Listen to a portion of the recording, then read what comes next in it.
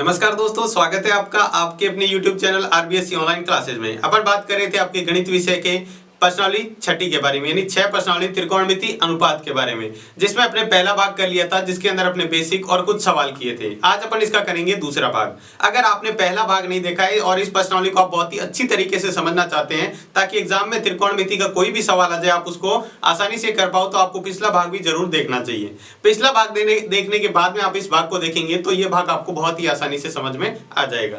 तो देखते हैं अगला जो सवाल है, अपने पिछली जो क्लास में 7 सवाल कर लिए थे, अब देखते हैं इसका 8वां सवाल। देखो, मैंने सवाल आपको बताया था, पहले एक त्रिकोणमिति की सारणी आपको बनवाई थी, वो सारणी आप साथ में लेके कर सवाल को करें तो आपको बहुत ही आसानी से सवाल को आसानी से कर पाएंगे और सवाल आसानी से समझ में भी आपको आ जाएगा। तो देखो 8वां सवाल है क्या, आपको दिया हुआ है tan square 60 plus 4 sin square 45 plus sin square 90, ठीक है। और नीचे दिया हुआ है 3 sec square 30 plus cosec square 60 minus cot square 30। इसका आपको मान ज्ञात करना है। क्या ज्ञात करना है? मान बताना है। तो सबसे पहले स्टेप में आप क्या करते हैं, सारणी से देख के मान रखना है। आपको पता है tan 60 का मान कितना होता है, √3, और यहाँ पर इसका क्या कर देना, स्क्वायर।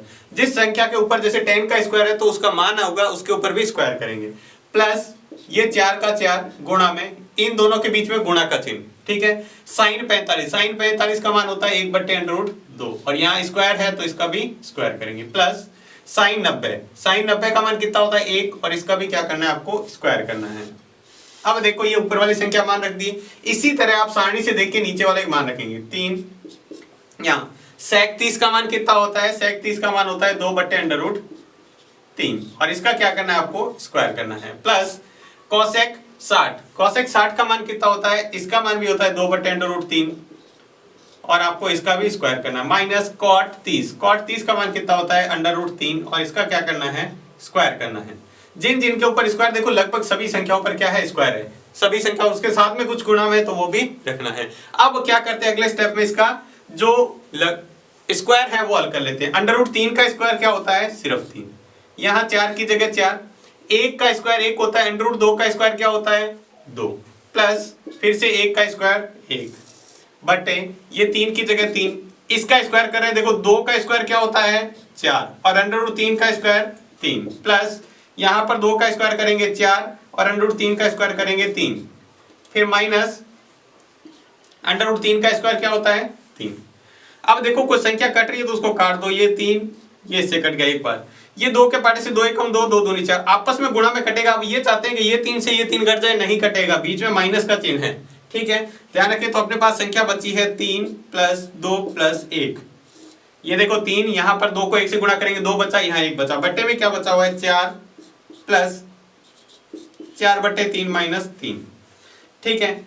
अब आप चाहे तो इनको दोनों को हल कर सकते हैं, इसके बट्टे में कुछ नहीं है, और चाहे तो यहाँ पर लघुत्तम लेके भी हल कर सकते हैं। तो अपन इसको लेके लघुत्तम से हल करते हैं। देखो ऊपर वाली संख्या को जोड़ दिया तो कितना हो गया, 3 और 2 5 और 1 6, ऊपर तो सबको हल कर दिया तो 6 बचा, बट्टे में देखो क्या बचा, 4 में से 3 तो सीधा घटा सकते हैं, ये 4 के बट्टे में कुछ नहीं है, 3 के बट्टे में कुछ नहीं है, ये बट्टे वाली संख्या नहीं घटेगी अभी, इसको 4/3 ऐसा कह रहा है, तो 4 में से 3 गया तो 1, प्लस यहाँ बचा है 4/3। ये देखो 4/3 ऐसे कैसे पढ़ा, यहाँ 4 में से 3 क्या कर दिया, घटा दिया, तो कितना बचा ये। अब ऊपर वाली संख्या ऐसे कैसे, बट्टे वाली संख्या में क्या करो, लघुत्तम ले लो, लघुत्तम लेंगे तो लघुत्तम आएगा 3, तो यहाँ पर आएगा 1 × 3 1 × 3 माइनस प्लस का 4 × 1, इसको हल करेंगे 6, 3 को 1 से गुणा करेंगे 3 और 4 को 1 से करेंगे 4, 3 और 4 कितने हो जाएंगे 7/3। अगर इसको वज्र गुणा यानी नीचे वाले बट्टे को ऊपर वाले से ले जाएंगे तो क्या करना पड़ेगा, उल्टा गुणा करना पड़ेगा, यानी 6 से गुणा करेंगे 3/7 से, 6 को 3 से गुणा करो 18/7, ये क्या आ जाएगा, अपना मान आ जाएगा। देखो बहुत ही सिंपल सा है, आपने सबसे पहले क्या किया, सारणी से देख के मान रखना है, और मान अपने को सारणी बनानी अच्छी तरह सीखी हुई है और इतने सवाल अपने किए तो धीरे धीरे अपने को मान भी याद होते जा रहे हैं। अब मान रखने के बाद में उसका किया वर्ग, जिसका भी वर्ग करना है उसका वर्ग कर दिया, वर्ग करने के बाद में जो संख्या कट रही थी उसको काट दिया, और जो संख्या आपस में फिर बची हुई थी उनको, जो जुड़ रही थी घट रही थी, उनको जोड़ने घटने आने के बाद में बट्टे वाली संख्या में अपने को लघुत्तम लेके और सीधा हल करेंगे तो आप इस सवाल को आसानी से कर पाएंगे। तो ये था आपका 8वां सवाल।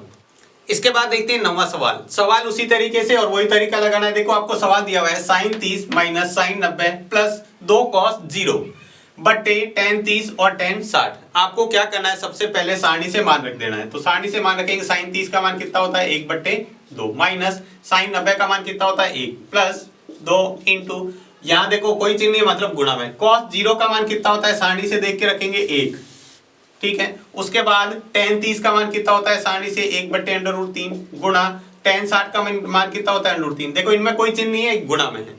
तो बहुत ही सिंपल सा सवाल, देखो एकदम सिंपल सा, ये √3 बट्टे में, ये इसके गुणा में कट जाएगा, बट्टे में तो 1 बचा, ऊपर वाली संख्या में देखो क्या बचा हुआ है 1/2 माइनस 1 प्लस 2 को 1 से गुणा करेंगे 2।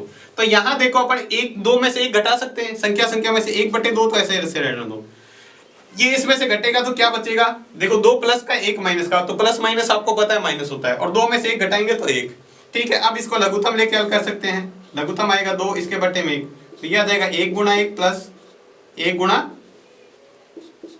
2, 1 का पड़ा 2 बार बोलेंगे तो इसको आप हल करेंगे तो आपके पास कितना आ जाएगा, 1 को 1 से गुणा किया 1, 2 को किया 3/2, इसका आप हल करेंगे तो आपके पास कितना आ जाएगा 3/2, 1 और 2 जोड़ा 3/2। बहुत ही सिंपल सा सवाल, बिल्कुल आसान सा सवाल था, आपको इस तरह से इसका मान रख के आप कर सकते हैं। तो ये था आपका 9वां सवाल। इसके बाद देखते हैं अगला सवाल 10वां सवाल। 10वें सवाल में देखो क्या दिया हुआ है, 2 tan 30/1 माइनस tan स्क्वायर 30। तो सबसे पहले अपने को वही तरीका लगाना है, सारणी से देख के मान रखना है। तो 2 की जगह 2, आपस में देखो कोई चिन्ह नहीं मतलब गुणा का चिन्ह। tan 30 का मान सारणी से देखा तो 1/√3, tan 30 का मान कितना होता है 1/√3, यहाँ 1 की जगह 1 माइनस tan स्क्वायर 30 है तो tan 30 ही इसका स्क्वायर करना है, तो tan 30 का मान वही है 1/√3। अब इसका देखो हल करते हैं, 2 को, ये संख्या हमेशा और हमेशा ऊपर वाली से गुणा होती है, ध्यान रखना, ऊपर वाली के गुणा में 2 को 1 से गुणा करेंगे 2/√3, और बट्टे में क्या बचा देखो 1 की जगह 1 माइनस 1 का स्क्वायर 1 और √3 का स्क्वायर 3। ऊपर तो देखो 2/√3 ऐसे कैसे रहेगा, नीचे वाले में अपन क्या करते हैं लघुत्तम ले लेते हैं, तो लघुत्तम कितना आएगा 3, तो 1 गुणा 3 माइनस 1 गुणा 1। इसको देखो थोड़ा सा सवाल कैलकुलेशन में बड़ा होगा, बाकी सवाल इसी तरह चलेगा, बराबर 2/√3 बटे, यहाँ देखो 1 को 3 से गुणा करेंगे 3 माइनस 1 को 1 से गुणा करेंगे बटे 3, ये आ गया 2/√3 बटे 2/3। अब ये नीचे वाली संख्या ऊपर वाले की क्या जाएगी गुणा में और उल्टी हो जाएगी, तो देखो 2/√3 बटे 3/2। तो यहां देखो 2 से 2 कट हो गया, क्या बचा 3/√3। आपको मैंने एक चीज सिखाई थी, √3 को √3 से गुणा करने पर क्या आता है 3 आता है, तो इसको गुणा करने पर 3 आता है, तो इसको वापस ऐसे भी लिख सकते हैं, ध्यान रखना, ठीक है। तो मैंने क्या किया, इस ऊपर वाले 3 की जगह क्या रख दिया √3 गुणा √3 बट्टे √3। ये बट्टे वाला ऐसा कैसा पड़ा है, देखो इस 3 को मैंने उल्टा लिखा है, देखो 3 को √3, देखो वापस √3 को √3 से गुणा करेंगे तो 3 बन जाएगा। ऐसा क्यों किया, आपका उत्तर मिलाने के लिए, √3 से 1 √3 कट जाएगा और उत्तर में क्या आ जाएगा सिर्फ 1 √3 बचेगा, जो अपना क्या है आंसर। तो देखो सवाल बिल्कुल आसान सा था, सिर्फ मान रखने और कैलकुलेशन करने में आपको बड़ा हो सकता है, बाकी तो सवाल बहुत ही आसान और बिल्कुल सिंपल सा सवाल था। तो ये था आपका 10वां सवाल। इसके बाद देखते हैं 11वां सवाल। 11वें सवाल में क्या किया है, थोड़ा सा आपको सवाल करने का तरीका बदल दिया, बाकी सवाल का करना तो उसी तरीके से, लेकिन थोड़ा सा कह सकते हैं लेवल बदल दिया। तो देखो सवाल क्या दिया है, निम्न में x का मान ज्ञात कीजिए। आपको सवाल दिया हुआ है पहला cos x, इस x का मान आपको ज्ञात करना है, बराबर दिया है cos 60 cos 30 plus sin 60 sin 30। आपको देखो बहुत ही आसान तरीके से बताते हैं इसको कैसे करना है। इधर तो आपको लास्ट तक cos x लिखते जाना है, ठीक है। इधर देखो इसका मान रखते जाएंगे, cos 60 का मान कितना होता है 1/2 गुणा cos 30 का मान कितना होता है √3/2। ये सारणी से मान देख के रख रहे हैं, सिर्फ cos 60 का मान देखा सारणी से 1/2 और cos 30 का देखा √3/2 प्लस sin 60 का क्या होता है √3/2 प्लस sin 30 का क्या होता है, सॉरी बीच में कोई चिन्ह नहीं मतलब गुणा का, ठीक है, क्या हो जाएगा 1/2।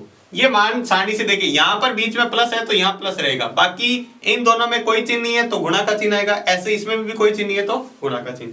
आपको सिंपली इसका गुणा कर देना है, √3 को 1 से गुणा करेंगे तो वापस किसी भी संख्या को 1 से गुणा करने पर वापस वही संख्या आती है, यानी ऊपर वाले की संख्या नीचे नीचे, 2 को 2 से गुणा करेंगे तो 4 प्लस इसी तरह यहाँ भी गुणा करेंगे तो √3 को 1 से गुणा करेंगे √3, 2 को 2 से गुणा करेंगे 4। अब क्या करते हैं इसका लघुत्तम ले लेते हैं, लघुत्तम एक जैसी संख्या है तो वैसा का वैसा आ जाएगा √3 प्लस √3, ठीक है, इधर आपको साथ में cos x लिखते जाना है बराबर। ठीक है, ये कितना हो गया, √3 में √3 जोड़ेंगे तो 2 √3/4। इधर अपने चल रहा है cos x। ठीक है, अब आप क्या करेंगे, यहाँ 2 से इसको काट दिया 1/2, तो यानी यहाँ बचा √3/2 और इधर देखा है cos x। अब आपको इसको ध्यान में रखना है। अब देखो इधर तो cos x का cos x रखना है बराबर, यहाँ देखो sin √3/2। अब ये देखो इधर cos है ना, तो cos वाली लाइन में ही देखना है आपको, सारणी के अंदर cos वाली लाइन में देखना √3/2 किसका मान है, सिर्फ cos वाली लाइन में। क्या cos 0 का है, या क्या cos 30 का है, cos 60, cos 90 या cos 45? cos 0, 30, 45, 60 और 90 पांचों में से कौन सा मान है? तो आपने देखा सारणी से, तो ये cos 30 का मान है। किसका मान है? cos 30 का। तो यहां देखो इसकी तुलना करें अपने, तो तुलना करने पर देखो क्या हुआ, x बराबर कितना आ जाएगा 30 डिग्री। x बराबर 30 कैसे आया, देखो यहां पर देखो, समझो x cos x से cos x कट गया, तो x बराबर क्या बचेगा 30। तो सिंपल सी ये बात हुई, x का मान कितना आ गया 30। तो ये था इसका 11वें का पहला सवाल। आपको बहुत ही आसान तरीके से, देखो इधर वाले तो सवाल अभी तक जो हल कर रहे थे उसी तरीके से चलाना है, इधर लगातार cos x चलाना है। बस लास्ट में बस इतना सा ही आपको देखना है, ये सवाल थोड़ा सा परिवर्तन किया, इतना ही, बाकी सवाल पीछे वाले की तरह सेम का सेम सवाल है। तो ये था आपका 11वें का पहला सवाल। इसके बाद देखते हैं 11वें का दूसरा सवाल। सवाल का तरीका बिल्कुल वही, आपको उसी तरीके से करना है। देखो सवाल में आपको उसी तरीके चला जाना है। इधर देखो थोड़ा सा इस बार क्या दिया हुआ है, sin 2x दिया हुआ है, तो आप कहेंगे सर ये 2x का क्या करेंगे, इसको लगातार साथ में चलाते रहो। ये क्या है sin 60। अब आपको सारणी से मान रखना है, sin 60 का मान कितना होता है √3/2 गुणा cos 30 का भी मान कितना होता है √3/2 माइनस cos 60 का मान कितना होता है 1/2 और sin 30 का भी मान कितना होता है 1/2। यहाँ पर क्या किया है, सारणी से देख के मान रखे हैं सारे। ठीक है, आप भी रख लेंगे इसी तरह। इधर तो आपको मैंने कहा लास्ट तक ये ही चलाना है आपको। अब इसकी गुणा कर लेते हैं, √3 को √3 से गुणा करेंगे तो 3, 2 को 2 से गुणा करेंगे 4, माइनस 1 को 1 से गुणा करेंगे 1 और 2 को 2 से गुणा करेंगे 4, कितना आएगा 4। अब देखो यहाँ पर ले लेते हैं लघुत्तम। लघुत्तम में दोनों में बट्टे में 4 है, तो ऊपर वाली संख्या वैसी की वैसी लिखी जाती है। तो देखो 3 में से 1 जाएगा तो कितना बचेगा 2/4। इधर आपको वैसे के वैसे चलाते जाना है लास्ट तक।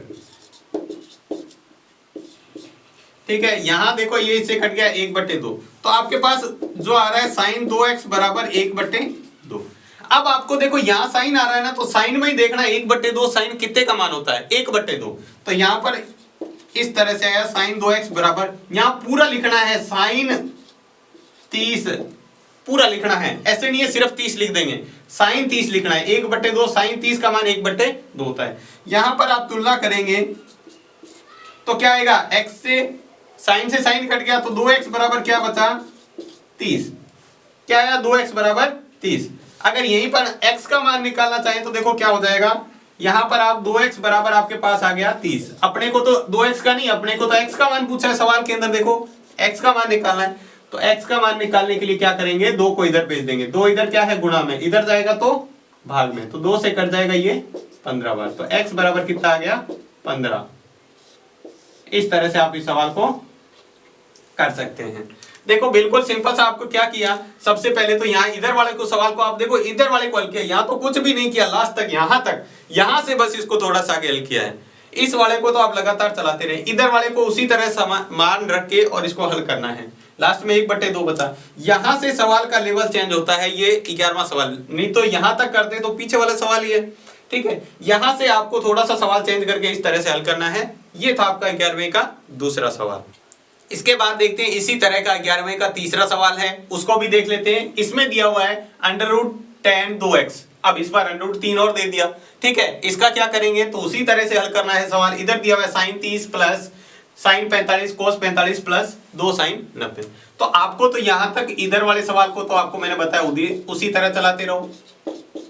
इसका आप मान रख दो, sin 30 का मान कितना होता है 1/2 प्लस sin 45 का 1/√2। ये देखो इनमें भी दोनों में कोई चिन्ह नहीं है, मतलब गुणा का चिन्ह, और cos 45 का भी मान कितना होता है 1/√2 प्लस यहाँ लिखा हुआ है 2 sin 90। sin 90 का मान कितना होता है 1। इधर वाला भाग आप बराबर इसी तरह चलाते रहो। ठीक है, इसको हल करते जाओ।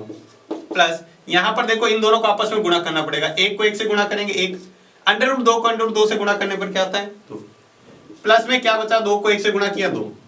यहां देखो ये 1/2 का मतलब क्या होता है आधा, और ये भी 1/2 का मतलब आधा। या तो आप सभी का लघुत्तम ले लो इस तरह से, 2 ले लिया लघुत्तम, तो यहां पर देखो 1 गुणा 1 प्लस यहां पर भी 1 गुणा 1 प्लस इसके बट्टे में कुछ नहीं 2 गुणा 2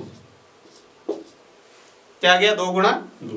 तो इसको हल किया तो 1 में 1 किया तो 1 प्लस 4/2। इधर आपके बचा हुआ है अंडर रूट 3 tan 2x, यहां भी ऐसे ही अंडर रूट 3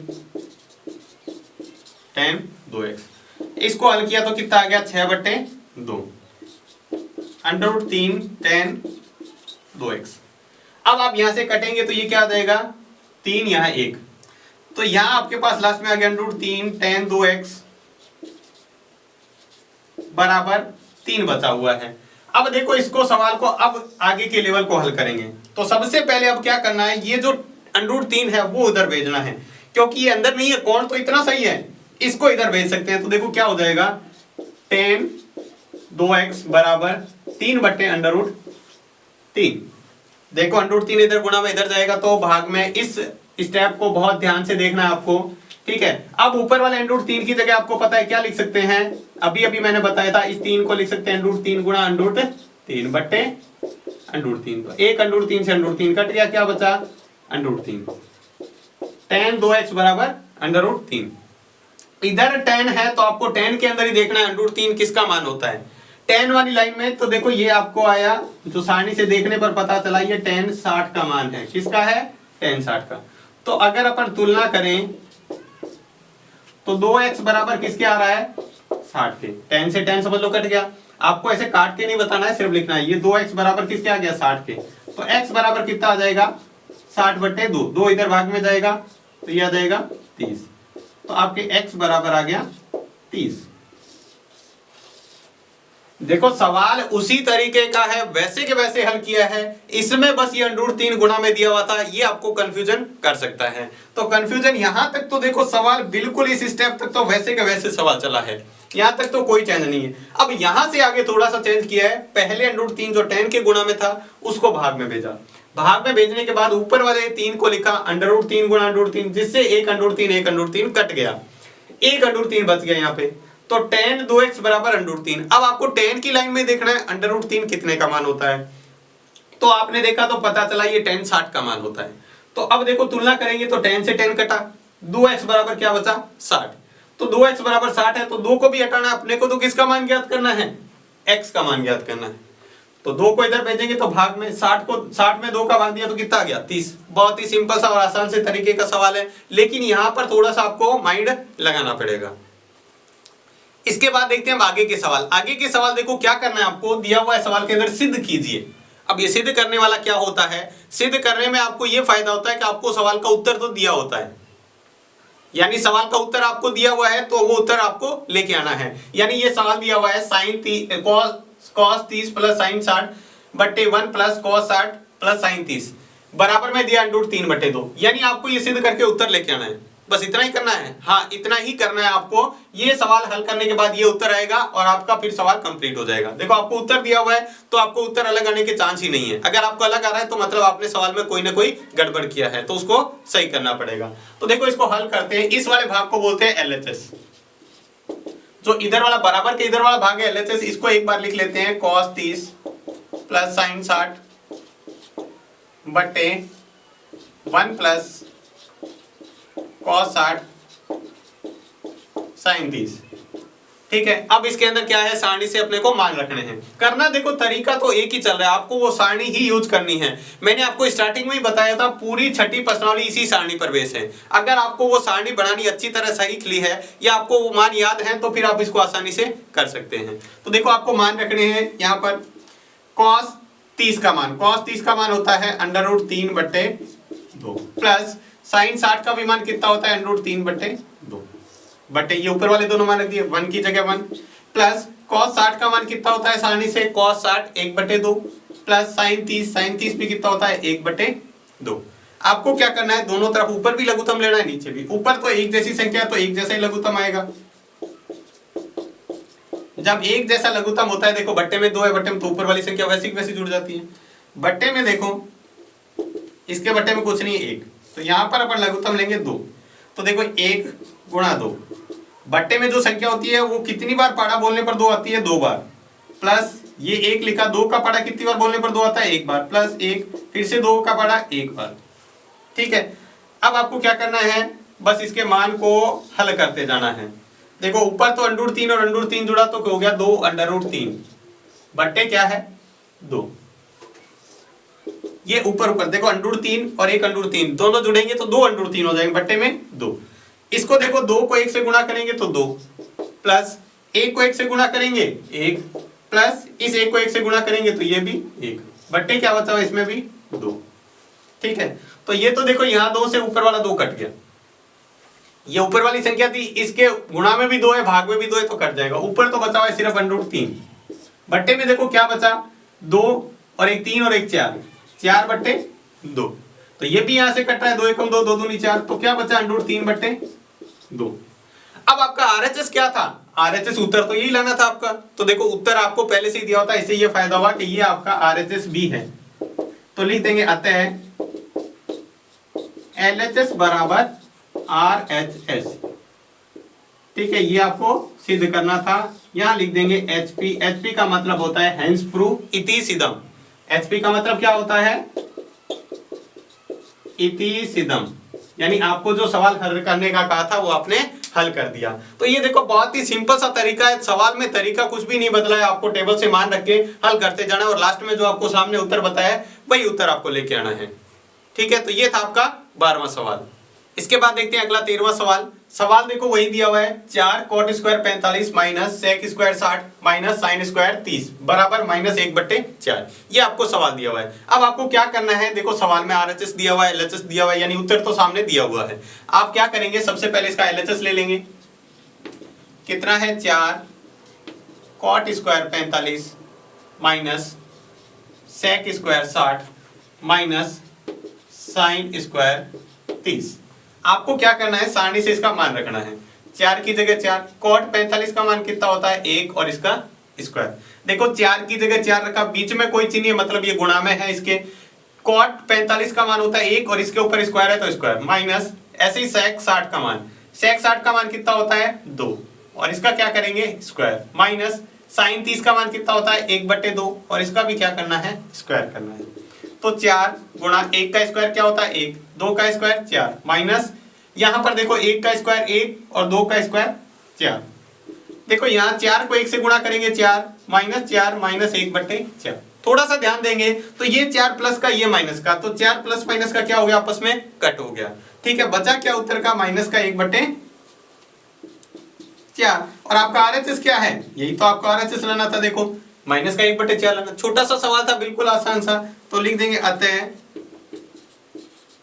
LHS बराबर RHS, बस ये भी इतना सिंपल सा बिल्कुल आसान सा। आपको क्या करना था, सिर्फ सारणी से देख के मान रखने हैं और उत्तर आपके सामने लिखा हुआ है, ये उत्तर लेके आना है। तो ये था आपका 13वां सवाल।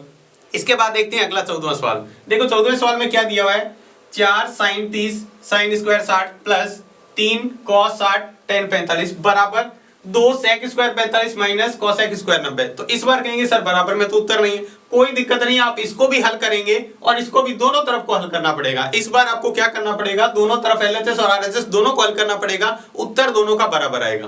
तो देख लेते हैं अपन LHS को हल करके पहले। देखो ये 4 sin 30 sin 60 plus 3 cos 60 tan 45, ये तो है अपना RHS। इसके अंदर मान रखते दो, 4 की जगह 4, sin 30 का मान कितना होता है 1/2, sin 60 का मान कितना होता है √3/2 और इसका क्या करना है स्क्वायर, प्लस 3 cos 60 का मान सारणी से देख के 1/2 और cos 45 का भी सारणी से देख के 1 होता है। ये तो अभी तक मान देख के सारणी से रखे हैं। अब देखो 4 की जगह 4, 1/2, अब यहां पर स्क्वायर कर देते हैं, √3 का स्क्वायर क्या होता है 3, √3 का स्क्वायर होता है सिर्फ 3 और 2 का स्क्वायर होता है 4, प्लस 3 गुणा 1/2 गुणा 1, तो ये क्या हुआ, 4 से 4 कट गया। अब ऊपर ऊपर वाला गुणा करा लेते हैं, 1 को 3 से गुणा करेंगे तो 3, बट्टे में बचा हुआ है 2, प्लस यहाँ पर क्या बचा है, 3 को 1 से गुणा करेंगे फिर 1 से गुणा करेंगे तो रहेगा 3 और बट्टे में 2। दोनों तरफ लघुत्तम लेके हल करते हैं। देखो लघुत्तम लिया, एक जैसी संख्या तो ऊपर वाली संख्या क्या हो जाएगी, जुड़ जाएगी। ठीक है, तो ये आ जाएगा 3 और 3 6/2, कटेगा तो 3 एकम 3, 3 दूनी 6, सॉरी 2 एकम 2, 2 3 6, तो ये आ गया 3। LHS को हल किया तो 3 आया। अब अपने को क्या करना है, इसी तरह RHS को भी हल करना है। देखो यहाँ ले लेते हैं RHS कितना है, 2 sec square 45 minus cosec square 90। इसमें भी सारणी से मान देके रखना है, 2 की जगह 2, sec 45 का मान होता है √2 इसका स्क्वायर, माइनस cosec 90 का मान होता है 1 और इसका स्क्वायर 2। ये 2 ऐसे कैसे, √2 का स्क्वायर करेंगे 2, माइनस 1 का स्क्वायर करेंगे 1, 2 को 2 से गुणा किया 4 माइनस 1, 4 माइनस 1 कितना होता है 3। देखो LHS को हल करने पर कितना आया था, 3 आया था, और RHS को भी हल करने पर कितना आया, 3। तो लिख देंगे अतः LHS बराबर RHS। ये आपका हो गया सवाल नंबर 14।